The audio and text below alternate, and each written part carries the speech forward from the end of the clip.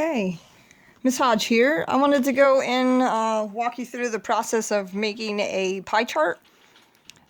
So I have some raw data here for shirt sizes. We talked about shirt sizes in class today. So here's the sizes and here's the number of t-shirts sold. So we have 14 extra small, 8 small, 13 medium, 12 large, and 3 extra large. When I added all these together, there are 50 of them. Just to verify that, I'm pretty sure that I had that number there. Yeah, I have 50 of them. And we are going to have this process of making a pie chart. So, step one, we need to convert all of these numbers into degrees so that we can make this. We're going to make little sectors in here for the pie chart. So I did that on another piece of paper here. Let me go through this. So again, 14, 8, 13, 12, 3. So here is my work here. So if I can zoom in a bit. Let's see if I can do that. So 14 out of 50 is x over 360. So I set up a proportion so that I can set up a whole entire circle, which is 360 degrees. There's 50 total t-shirts, and the extra smalls where there were 14 of them. So when I cross multiply, I get an equation that gets me the degree of 98 degrees.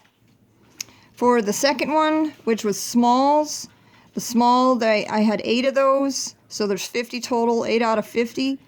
And x is what we're solving for my degrees out of 360 degrees. Cross multiply, I get 57.6 degrees.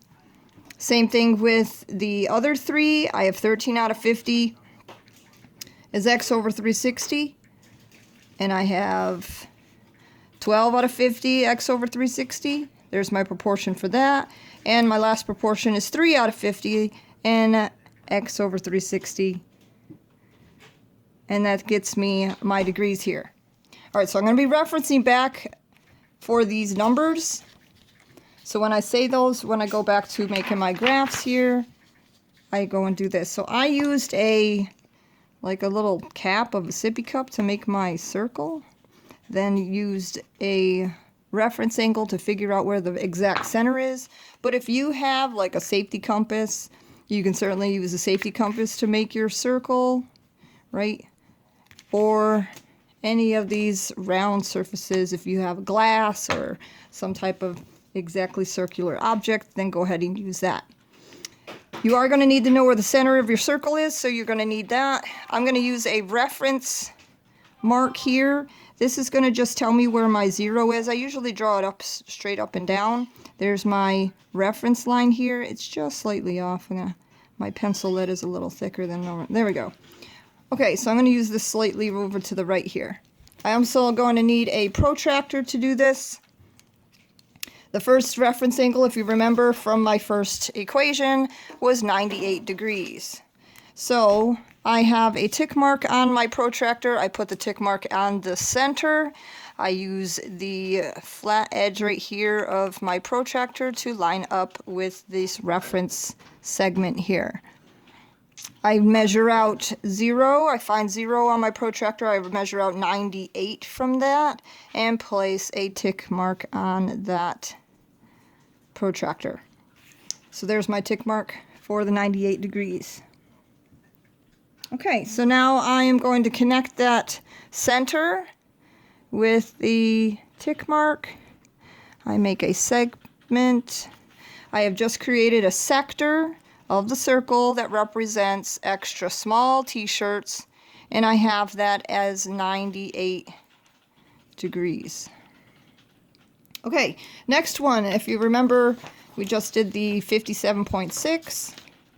So when you go to do your 57.6, 0.6 is very close to the 0.5, so when you're going to do that, you're going to go right halfway between. I don't know if you can see there. I don't know if you can see on my protractor here, right between the little degrees, just go halfway between them when you go to make your tick mark. All right, so that'll approximate it anyway, as close as we can get. So we have to do 57.6 degrees. Again, the tick mark on my protractor goes at the center. I line up the flat part of my protractor with the segment I just drew, and I am going to measure out 57.6. So again, you got to count from 0. Make sure you're doing the right one. 57.6. I put a tick mark, and I connect the center with that tick mark with my pencil. Oops, with my pencil. There.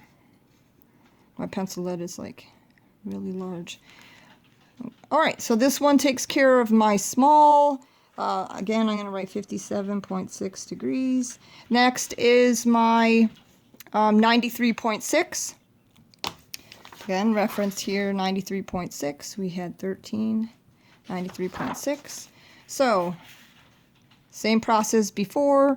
Line up the flat part on my protractor with the segment we just drew, put the tick mark on the center, measure 93.6 from 0, so 10, 20, 30, 96, 93.6. So 91, 2, 3.6, put a tick mark, connect them with a segment, and that, we've got one more to go. So this is extra small, small. These are my mediums. And we have a large and extra large. So my large was 86.4. So line up that. 86.4. 86.4. Put my tick mark. Connect my tick mark with the center, use a straight edge, and connect that. There's my part here, and these were larges, and my extra large is left over. Should be about 21 degrees here, if we did it right. There's my 0. There it is.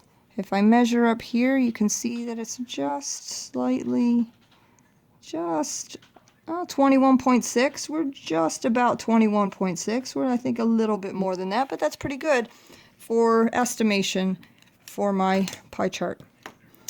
Okay, that's how my pie chart is made. This is approximately done right, other than that messed up line in the very, very, very beginning. That's because of my pencil use.